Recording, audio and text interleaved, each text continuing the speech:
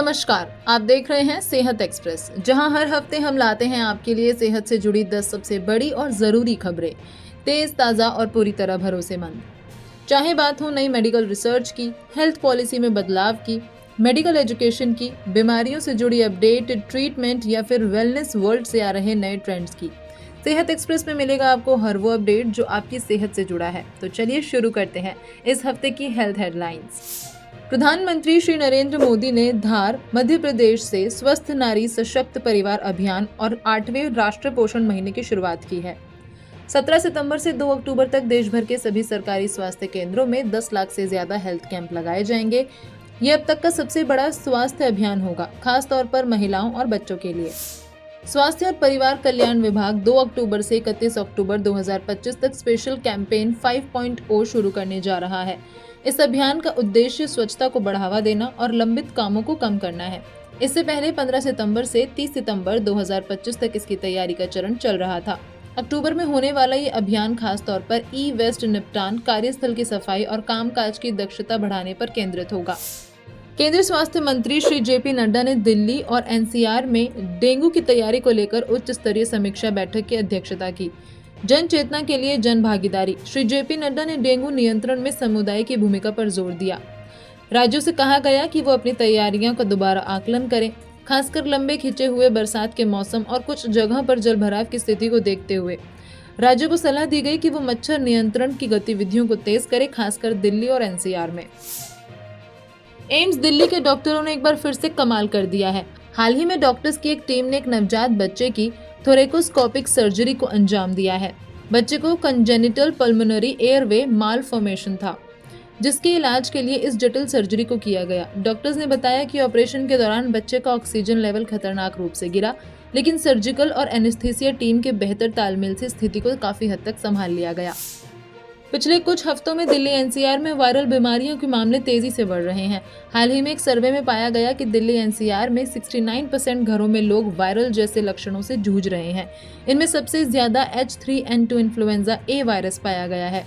Local circles द्वारा दिए गए एक सर्वे में 11,000 से ज्यादा घरों को शामिल किया गया, जिसमें से 69% परिवारों ने बताया कि उनके घर में कम से कम एक सदस्य को बुखार, खांसी, गले में खराश और सांस लेने में तकलीफ जैसे लक्षण हो रहे हैं।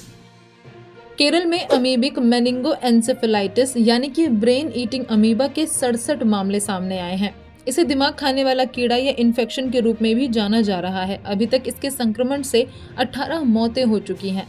स्वास्थ्य अधिकारियों ने इसे लेकर बड़ी चिंता जाहिर की है। दिल्ली एनसीआर के मेडिकल कॉलेज और जिला अस्पतालों को अलर्ट पर रहने का निर्देश दिया है।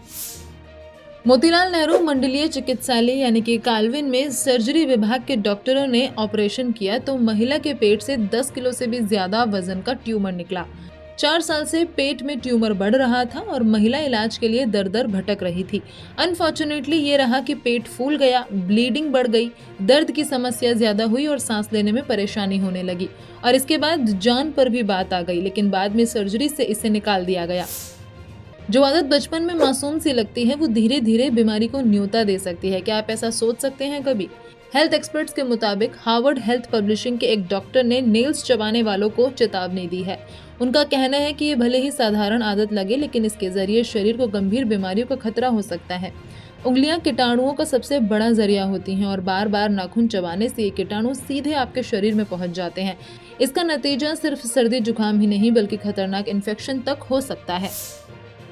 हड्डी टूटने पर अब जल्दी ठीक होना मुमकिन हो सकता है। चीनी वैज्ञानिकों ने एक नया बोन ग्लू बनाया है जो सिर्फ 3 मिनट में टूटी हुई हड्डी को जोड़ सकता है, वो भी बिना स्क्रू, प्लेट या बार बार सर्जरी किए। ग्लोबल टाइम्स की एक रिपोर्ट में बताया गया कि चीन के जेजियांग प्रांत की रिसर्च टीम ने बोन 02 नाम का एक खास चिपकाने वाला पदार्थ तैयार किया है जो प्रकृति की अपनी तकनीक की तरह काम करता है और टूटी या बिखरी हुई हड्डियों को तेज और सुरक्षित तरीके से जोड़ देता है।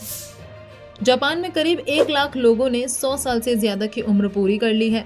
जापान के स्वास्थ्य मंत्री ताकामारो फुकुओका ने बताया कि 87,784 महिलाओं और 11,979 पुरुषों की उम्र 100 साल से ज्यादा है। महिलाओं और पुरुषों को मिलाकर कुल 99,763 बुजुर्ग 100 साल की उम्र पूरी कर चुके हैं, जिसमें 88% महिलाएं हैं। ये देश की कुल आबादी 12.4 करोड़ का 0.81% है। जापान ने लगातार 55वें साल ये रिकॉर्ड बनाया है।